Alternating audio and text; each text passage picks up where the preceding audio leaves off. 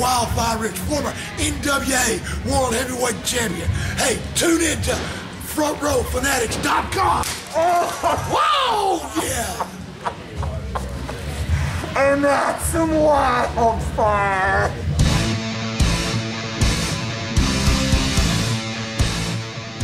Good evening, independent wrestling fans. Welcome once again to another fantastic edition of the Front Row Fanatics. I'm one of your hosts, the Gargoyle. To my left is my tag team partner, the most interesting man in the world, Cheech. And on the other hand, to my right, is the other member of the six-man World Tag Team Championship, the Pain Lord, baby, LOP, packing the guns. And tonight we are going to be doing a review of South Georgia Championship Wrestling Show from Albany, Georgia, that took place on February 2nd, 2013. And with that being said, I'll do as my usual lazy ass does and tag into my tag team partner, Cheech. Let her rip, Big Daddy. Holding that little string that they have beside the turnbuckle? Yeah. Where's that rope? Wait, I got one. Tag in. We're in there. That's right. This was our first time going to Albany, Georgia, and they have an awesome venue. It's called the Renaissance Cultural Arts Center in Albany, Georgia, and they also have some sort of auction there. I don't know, to me the looks of the inside is probably some sort of a high-end auction place, but nonetheless, when we walked in, I was quite amazed. I mean, from the front door to where you get your tickets, when you walk in, it's just very professional, great comfort seats, the ring's beautiful. I mean, the place was laid out like a true professional venue, which was a good feeling to start out with. Right. When we walked in, they had this little hallway, and the hallway had a booth where you pay for your tickets. And like at the movies or something. Yeah, when you enter the door, it's like, ta-da! And then there's seats everywhere, guardrails, a stage. With lights, cameras. That's when I saw it, I was like, holy shit, what are we walking into? Yeah, I mean, it was just full-blown professional. Of course, they had their gimmick tables as well up. You know, the food steps, the concession, the whole 9 yards just looked real good. So off to a good start walking into the venue without even seeing anything at all, or you know, as far as the show. That was impressive. I ain't never seen that right off the bat. It was great, but they did start the show off with a tag match, which was BFF, which I'm going to assume stands for Best Friends Forever. Right. We know very little about any four of these guys. Yes. It's our first time seeing them. Limited knowledge at this point, and you know, hopefully as things go on, we'll learn a bit more about each and every one of them. But they went up against a guy named Christian Walker and American Mayhem's Zach Edward. Now, maybe you know, you got more information than I did, but are they the American Mayhems or Zach the American Mayhems? I think the tag team is called the American Mayhems, and they are Christian Walker and Zach Edward. Okay. That's going to suck if I'm wrong if it's the American. It doesn't matter. If we're wrong, we're wrong. Right. It was our first time there. Right. You know, hey. The BFF. The BFFs, did they have like a gay boy gimmick? Or? Yeah, it was kind of like the Rainbow Warrior type. Yeah, but you know, those for me, I'm never impressed with those types. And that's right, the American Mayhems, they were chanting USA against those guys. Where were they? Right. Russians or something, or just terrorists? I don't know what they were, but the fans there knew them, so they were chanting USA for the BFFs. Rugged-looking country redneck type tag team, but either way, it actually was a great start to the show. Even though I'm not a big fan of those type of gimmicks for the BFFs, but they did have some talent and they brought their game, and they did get the wind over these Christian Walker and Zach Edward tag team. Ended up, you know, starting the show off real well, getting the crowd popping, which was a fairly good sized crowd as well. Not that this is a bad thing, but I think we were the minority at this show. It was more of a an African American community. I like being in places like too. that because that crowd is loud. Yes. Yeah. Didn't bother me a bit. They were up on, you know, standing up out of the seats, getting wild like we do. We weren't the only crazy hooligans in the front row like we seem to be at certain areas. So it was great. It was great. Good. And one thing I want to do is commend promoter Willie Livingston for making us feel welcome and at home. And you know, there's a lot of things going on in the world with race relations and everything, you know, prejudice and all this other bullshit. And we were the minority as white guys there at the show, but these people made us feel... black, they're white. You know, these people, they made us feel welcome. They made us feel like part of the family. Yeah, it was... They treated us great. We could not ask to be treated any better than we were for our first time at a show than the people at South Georgia Championship Wrestling did. And I want to, and once again, I want to say to Willie Livingston and his staff, thank you once again for making us feel welcome. We will be back. Absolutely. You know, they had security in the parking lot, security, you know, it was well set up, well run, you know. And the security in the parking lot was more or less so people would park right, not because it was a bad area or whatever. It was just to make sure people were parking where they were supposed to park, and for your protection if you needed fancy it. Parking, well, I thought of it. Yeah, I mean, it was, yeah, other than them parking your car for you, it was nice to be able to get out, know where you had to go to the door, whether it be the front door or the side door, they directed you in there, so it was great. And in a sort of way, I felt like for that split second, a celebrity. We walked into the front, they shut the booth down and hand walked us to where our seats were and shook our hands, said thank you, here you go. I hear you. We got situated, he went back in and started taking tickets again at the counter. You know, it was kind of neat to get that hospitality from them that we got. They mentioned us over the loudspeaker a few times, saying that we came all the way from Pensacola, Florida, and to check out their show, and Front Row Fanatics giving us a plug. So it was really neat, and we enjoyed that part of it as well. So and we want to say thank you once again for giving our website, our Facebook pages plugs, and once again for making us feel at home. Absolutely. So after that match got off, which, you know, like I said, was a great start to the show as well, came out one of our favorites, Mike Cruz. Get Big Mike Cruz versus somebody I haven't seen before, but Drew Adler, who was actually great in the ring, and they worked well together. This match for me just really did blow my mind right off the get for watching this. These guys went at it. They went at it for quite a while.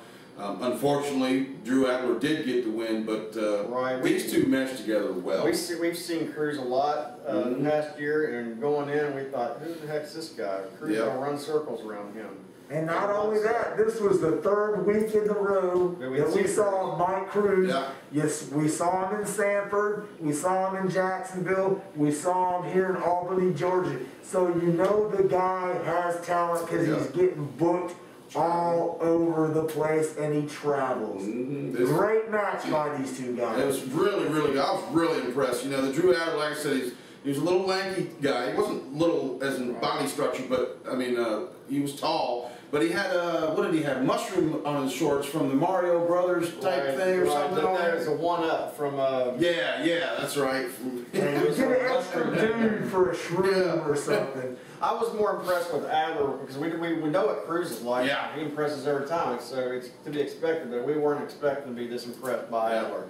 Yeah, and he gets around too after they're coming home and looking around Facebook. You know, I see we do our research, you know. So I'd like to see some of the Gulf Coast promoters bring Adler to our area if possible. He could work with many people here probably. But no, you're right. I mean, he's got talent, and that match went on for quite a bit too. I mean, it wasn't one of those matches where it went on too long. It was just good. They had a lot of action in there, and you know, he did get the scoop on them and get the pin. So Adler did get the win over Mike Cruz. Did he cheat? Did he have his feet on the ropes? I don't think. No, I believe it was a clean streak. Yeah, I think it was. He just got lucky on him because Cruz almost had him, but he just got the better of him there towards the end. So, but after that match, it was excuse me, Simon Says versus Joey Kidman, which you know, love Simon Says as well. And Joey Kidman is somebody, I don't know when he started, but we've seen him kind of almost from his beginning, where he was traveling around with Jake Slater and Vordell Walker, and we've seen him go from you know, being an okay green guy to now he's starting to shape up and really pull his own weight and get bookings around without having to be on the same show as one or the other, and really doing well for himself. I think another promotion, he's even carrying a belt. So he's definitely madly improving, and him and Cez got pretty good. Cez did get the win over him. Maybe Cez had his feet on the ropes. Yeah, he did. I didn't see it. Yeah. But you know, Cez had. Are you trying to say Simon was cheating? But he had the King of Florida in his corner as well, helping make sure things went smoothly. And there you go. There's two more guys that we saw for the third week in a row being booked in different promotions in different areas. So what does that tell you, people? These guys got talent and they're in demand. And Joey Kidman, you know, the Wild Child, I want to say this, I was one of his more harsh critics in the beginning. He has improved drastically. He's filled out. You can tell he's working out in the gym. His conditioning is paying off. His ring work working with better quality opponents is paying off. And Joey, I want to give you 2 thumbs up for some definite most improved guy, you know. Yes, he has. You can see it. I thought he looked similar to a muscular, bigger version of like Ricky Rocket, or Gulf Coast Ricky Rocket. I can see that. You know, he's been working guys like the Jake Slaters and working with Vordell Walker and working, you know, he's even worked Colby Godwin a few times, you know, when Colby was wrestling. Right. So, you know, that's just the living proof of, you know, you work these better, higher talent guys and it's only going to make you better, you know. And I want to point out that if it wasn't for Joey Kidman, we wouldn't have known about the event. It was because of him promoting the event that we knew about, found out about it, and decided to come visit. Well, that and our good friend Wild Man Russ from Jacksonville too. So I mean, he was all about it. And Tim. Yeah, 3 shows in a row with the Tim. You know. And hey, look, Russ, what does this shirt right here say? Show the favorite flavored drink of the Florida State Stinking Holes. That's what I got to say to you. Brother Man don't like that. But, you know, Brother Man, get over it. Excuse me, even though Cez got the pin and got the win on the records, the old man in the crowd really ended up winning. That was that? Yeah. That part? Yeah, that was Cez's. Okay, all right, that's right. After Simon Cez got the sneaky win, he was out there gloating about it, and there was a homeless man that kept walking around, chasing them down, taunting the wrestlers. Corner. Some old toothless hillbilly that should have been locked up in a mental institution or a jail right on the cell. side filming this, and he was taunting back and forth with Simon and Francisco, and he swung at Simon and missed him like this much. Bad move. And they got in his face and punked him down to where he was sitting on his seat almost crying. Yeah, security came over. It was too funny. You see it on the film. He's all sitting back in his chair. And then Simon played it up so great. He was fixing to sue everybody in They the did a place. damn good job. They should have threw that old man in the garbage dumpster behind the building where he I'll belongs. sue everyone he is. I'm not saying this was the best match of the show, but if you don't watch any videos from this show, watch this match. Especially after Simon gets the win, watch the post-match antics between Simon and the fan. It was awesome. Yes, it was. They created some heat there, and they were lucky to leave alive. It was almost at the point you would think, was this homeless man, was he a plant? Was he paid to do this? He wasn't. It was just that damn good the way it came out. Yep, they did good. You know, once again, Simon and Francisco, the King of Florida, They know how to show play for an why. opportunity. That's right. They show why they are the professionals that they are and how good they do their job. Yep, that was. I don't know how many people could have ran with that like they did, but that was perfection. That was nice. That just had the hair on the back of my neck standing up. I mean, that got me riled up. And then when Simon took my, he was patting himself on the back, he took my hair, and I'm back there going, look at me! Woo! I was agging on, let's go! It was awesome. So after that fiasco went on, or entertainment went on, and Simon got behind the curtain, they came out the old Why don't you talk about this one? What is Mr. Wildfire? What are his credentials? And former NWA World Heavyweight Champion Tommy Wildfire Rich, you know, who at one time was one of the greatest superstars in professional wrestling during the 80s, you know, in a multitude of promotions. Now, sadly, Tommy is not in the shape that he was then, but I will admit he was in a lot better physical condition than he was the last time I saw him at AWF Mobile wrestling for Dwayne Henderson. Tommy was a great guy. He was friendly. He'd take pictures. He'd sign autographs. The dude, you could tell, remembered where he used to be and realized where he was now and appreciated every person that came up there and shook his hand and every person that came up there and said, Wildfire, you're one of my favorite guys that got me liking wrestling and stuff. And, you know, and no matter what anybody wants to say, Tommy Rich's demons or whatever that have haunted him, he was the utmost professional that particular night and was cool to me, you know, took pictures with me, and you'll see some footage of him delivering the Wildfire chop to me and all that in the video and all that stuff. And God bless Wildfire, and I hope, you know, God and life goes better for him, you know. Absolutely. Because he was a good dude. He went out there and did a lot better than I honestly expected in this particular match, you know, considering all things from the last time I had seen him. So, hey, I'm all for some Wildfire, man. I'm glad we met him. It gives me a different perspective. I don't sit here and pretend to know what all went on in his life. I can tell you that he's lived a life like Jake the Snake Roberts, but how we met him that night, it just makes me respect him even more. Yeah, I feel the same way. So I do.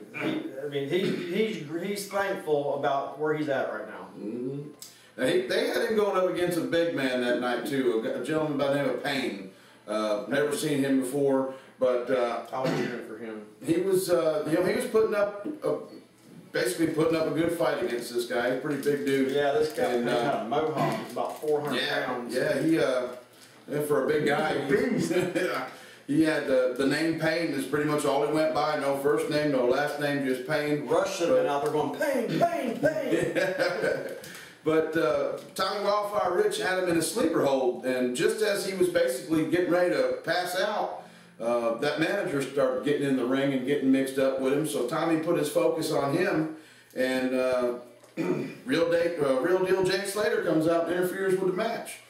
And obviously Tommy wins by disqualification, and AJ.C.W comes out to Tommy's rescue and helps him out so that Jake didn't beat the hell out of the old man, you know, just kind of out there having his back, which of course that set up the main event for Jake Slater going up against AJ.C.W in a no DQ match for the main event. So he took care of business as best he could, and had AJ.C.W come out and help him get through it, and it was good to see him.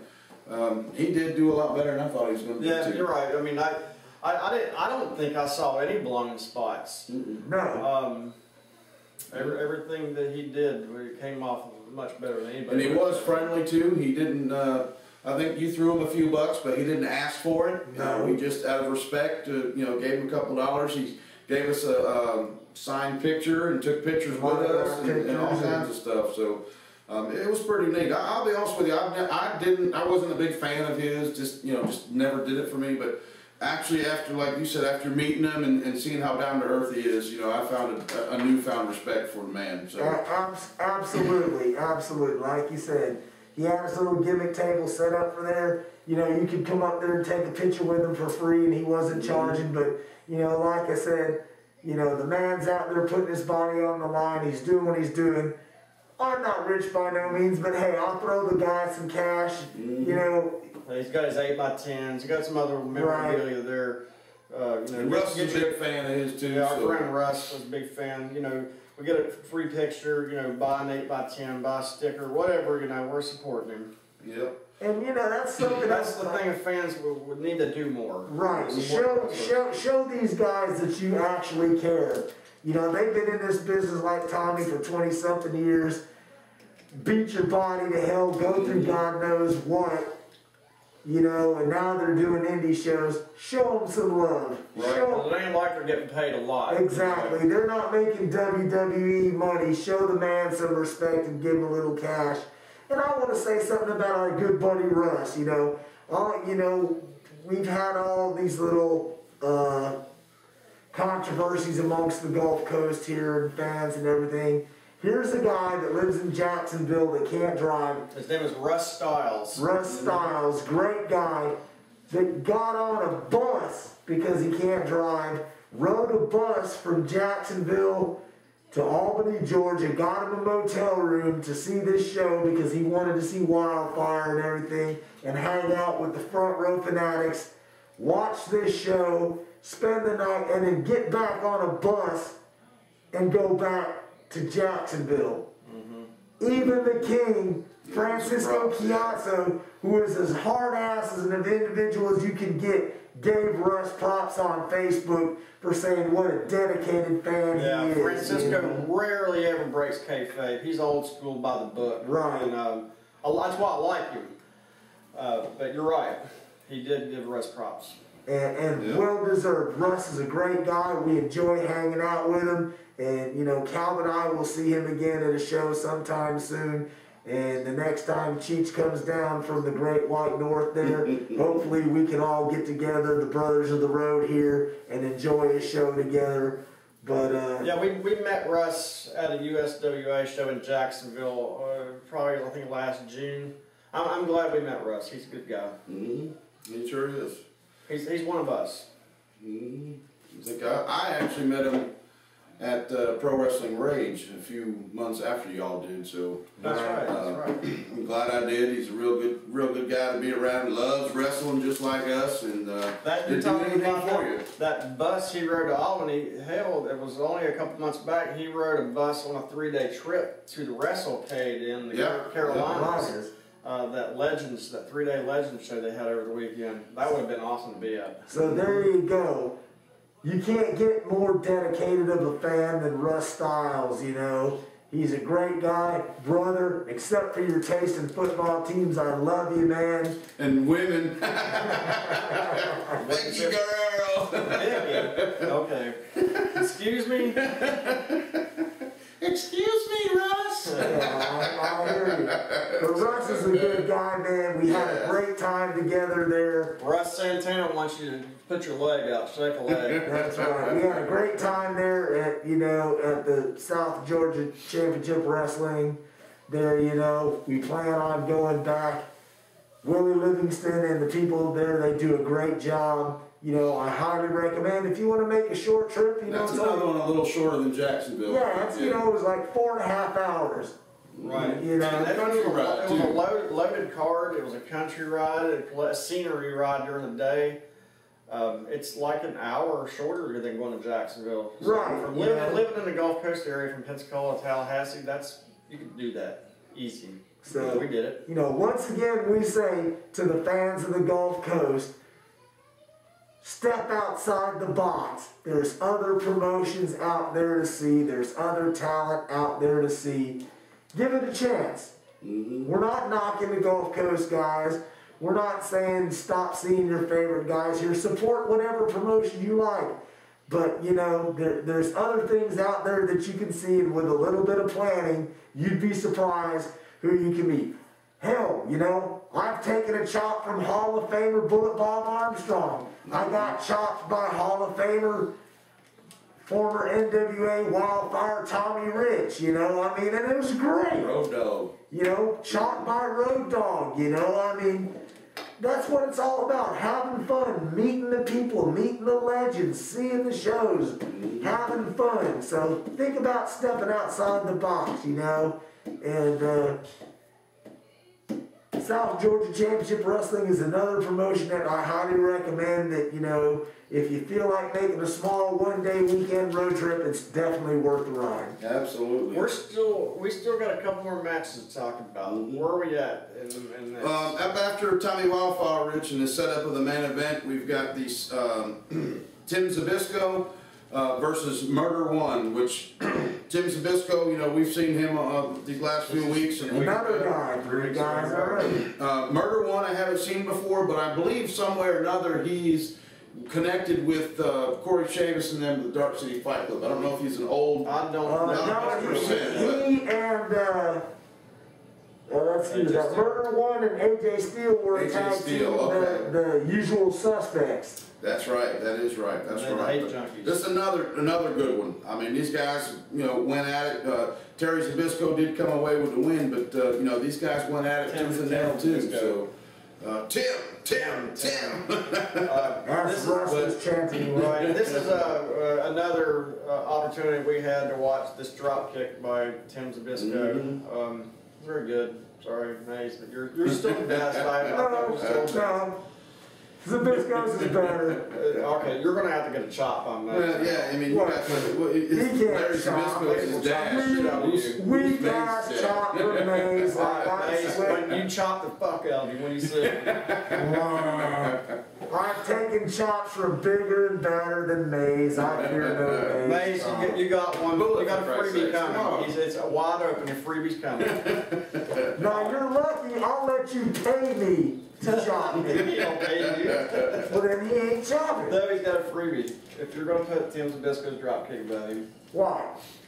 Because that's my personal opinion that his drop kick is better than He's got Maze. family lineage. Yeah. Maze got. Thank you. You're the ones that brought to light Mace's drop kick, and it's been the highlight. It has been. Now there's another one. There you go. Has been. There you go.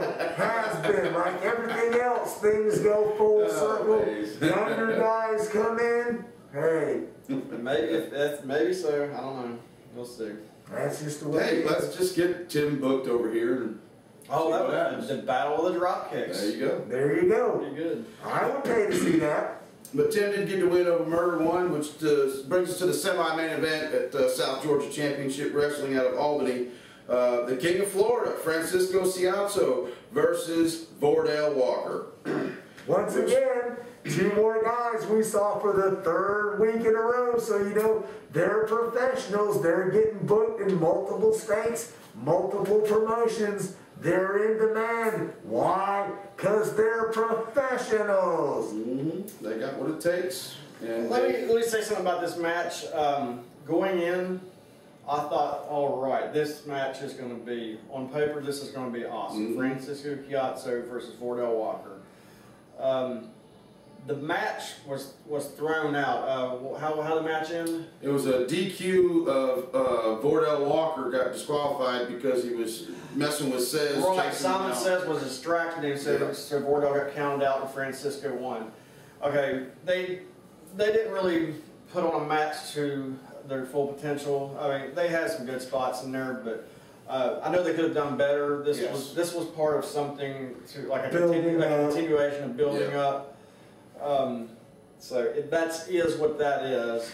So it's not like a letdown, but we understand what they were doing. A little bit of comical in it, a little bit of, a little bit of comical, a little bit of action, a little bit of build up to leave you on the edge of your seat, wondering what's going to happen next. So, you know, they did it right because now you want to go back. At least I want to go back to kind of see where the feud goes and where it goes to on the next level. So, also, you know.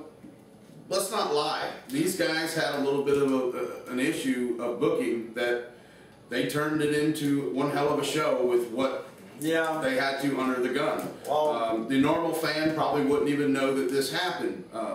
But again, you know, sometimes we hear the backroom gossips and so forth that, you know, they did a damn good job, period, not just because of what they had, but just period. Right. But there were a few guys on the roster that had one reason or another that they couldn't make it, so they had to do different things and change on the fly. The advertised card that we were expecting was pretty much completely opposite. But the people in charge of arranging these matches with what they had to work with did a damn good job. Absolutely. If I would have went in there without knowing anything about the advertised card, I still would have walked away with the same satisfaction that I did. But knowing that they had to shuffle this because of no-shows is more impressive. Yep. The way it came out. So, good job. I agree. And says, unfortunately, you're going to get the payback for distracting Wardell Walker to cause him to get disqualified. When that's coming and where, nobody knows, but you're going to get it. We can guarantee you that. Yeah. So the main event of the evening was a no disqualification match with S.G.C.W, who is he is the heavyweight champion for S.G.C.W versus Jake Slater. Again, this was a no disqualification match based on because Jake interfered with the Tommy Rich match with Payne. Coming out there and trying to get him a piece of that legend, maybe trying to make a name for himself for the work beating the legend up. You know, I don't know what his motive was, but AJ did beat the hell out of him, make him bleed. We got to see a little bit of violence, a little bit of blood, which was great. And AJ did get the win over Jake Slater. So it was hard fought. They were trading. This match, I believe, went 20 to 22 minutes, somewhere between there, 21 minutes. It was hard fought back and forth, blow for blow, even Steven. And then at the end, Steele got the upper hand and just wore him down and got it. Yep, that was actually a pretty good match. Now, I don't know, I've watched the footage and I was there myself, obviously, but I still cannot tell what gave him that blood shot in the head, but he got it nonetheless. And you could probably hear me in the audience scream, "Make him bleed!" When he sent him in the ring post, I'm not sure. But nonetheless, he was bleeding, and I liked it. Some of the crowd liked it, if not all the crowd liked it, and Jake got his ass whooped. AJ holds the gold. See where that takes us on the next show. All right, now that we've talked about all the matches, I want to bring up something. This show right here, there was something on this show about this show which was a first for us. During every one of these matches, they had a commentator. That, you know, I don't have to explain what it is. I'm not a big fan of that. I mean, I guess if it's done properly. Right. They didn't do it heavily. It was a little bit here and there. And what I did notice about the guy doing the commentating, and this is, I don't mean to be this as a knock, I don't think he was educated properly. Because he was like, he mispronounced, he was calling him Tommy S.G.C.W. I mean, that's kind of embarrassing. Man, it's Tim S.G.C.W. Right. But I'm not a big fan of that. I know that's not, I mean, it happens in indie promotions. It's not unheard of. It's probably, it's across the United States, it's probably 50-50. But where we live here in the South, most of Florida, it doesn't, you don't see that. Yeah. So we saw it for the first time, and gotta say I don't like it. Yeah, I didn't like it. But that, overall, we tuned that out. Yeah. That crowd was loud. Right. Yes, they were. It was awesome. That's one of the main, I mean, there was good quality wrestling all the way around, but one of the main things I like about wrestling is crowd participation. I have been in fuller rooms and have heard less noise, and in this crowd, you had them going. You you started a bunch of chants and had them going. I hear you. Yeah, I had a lot of fun. The crowd had a lot of fun. They were into it. It was great. You know, you were talking about the demographic type of crowd. I've been to another show like that in St. Petersburg, an FUW show ran by Dante, and that ranks up there as one of my best shows too, just because it's the participation. It's just, you know, you go into these hillbilly country towns, and you think people are in church service.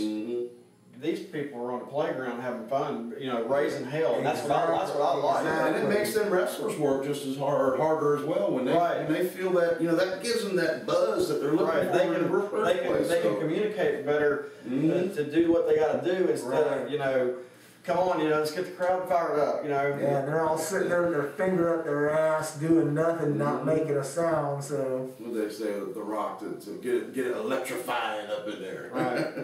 So I really liked it. I was very happy with this. Definitely worth the ride. And one other thing I'll touch on, the crowd was loud. We were happy with that. The show was good, even what they had to work with. And we mentioned when we first got to the building where we were overly impressed with the setup. We estimated there was about 175 people here at this show. This is a place where they had set up. They looked like they were seated for 400 or 500 people. Yeah, they could hold And house. my guess is they've probably had that many before. They didn't at this show. I don't know the reason why.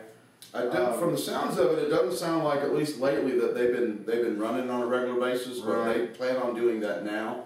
So it'll probably pick back up as long as they promote. If there's one thing I want to critic anything about them is their internet promotion. I didn't see a whole lot of internet promotion.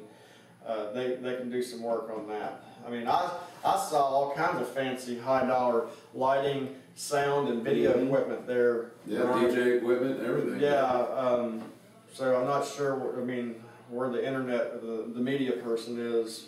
That you could hire Francisco. I mean, they even have like a TV camera filming it too, so I don't know. Yeah, one of them big ones they carry on your shoulder. Yeah, they got one of them there. Absolutely. So, but that would be my only critique. They need to, as far as internet promoting, but you know, we said about 175 there, but they looked like they were ready for 400 or 500, and probably have had that. So, I agree. You want to do a match of the night and runner up? Yes. Right on. You want me to go first? Yeah, go ahead. Yeah, you go ahead and go first.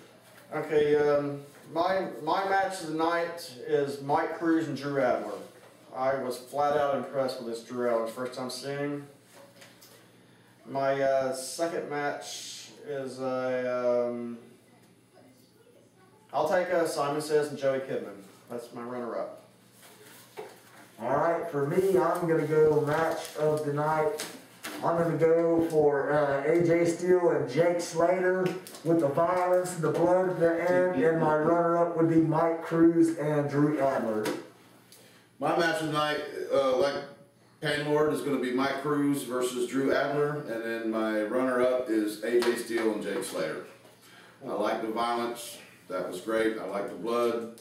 And as much as I like to give Jake Slater hell, I still like watching him in the ring. He's damn The good. Tim Zabisco Murder 1 match was pretty good too. I mean, I could almost have a co-runner-up, but it's just a quality show. Absolutely. And that's, I mean, really, if you knew the advertised card and what we saw, it was completely different, and it was still this good. So, well run. what do we know about their next show? Nothing as of this juncture. We haven't seen any promotion or any posters or anything. If I find out any new posters, any new information, any dates or anything like that, I will post them on the tail end of the review, so they'll be there for you. Or you can always find them on Facebook. I'll list their Facebook pages and all that. So this is a place I guarantee you we will be back at. It's close. They got talent there, a lot of good talent. The talent we're seeing there is the Florida Georgia Line talent versus the Orlando Tampa talent. Right. I mean, who could ask? what's good is they're so close to the Rampage area, where Rampage runs a very well operated television show for that local area. So them guys from there, they are talented and kind of getting a run off of that. Yeah. Yep. So and they run on Sunday, so it should never interfere with the Saturday venue. So yeah, we'll be back to this one. We told the guys that we'd be back. We were very appreciative of how they treated us. Absolutely. Any last words? Well, you know, I hate to be like the bummer and the buzzkill of this. You know, this brings us to the end of our farewell to Cheech tour. You know, these last 3 weeks, and you know, traveling has been great. It's been fun. You know. I'm going to tell you, I'm going to miss you. I love you like a brother. I wish you and your family the best of luck in New York. Stay in touch. You know, as we've stated, Front Row is going to expand. Cheech is going to start covering the Northeast. Pain Lord and I are going to cover the Southeast to expand Front Row to bigger and better things. You know, so what can I say, man? I love you, bro. I'm going to miss you. Same here. I appreciate it. I had a lot of fun, and I'll be back. Not permanently, but I'll be back. We'll. I still got a brother that lives down south, so we'll still can make arrangements to go to Vintage. Yeah, Cheech is going to be back here 3 or 4 times a year, and then we're going to do our thing. We're going to make it big. We're going to make it epic. We're just going to do like Mike Cruz, get big. That's right, man. Get big. And You know, and if we do, we might do it as a surprise, or we might plan it out and let everybody know and make a big deal out of it. I hear you. So, But with that being said, we'll see you in the front row.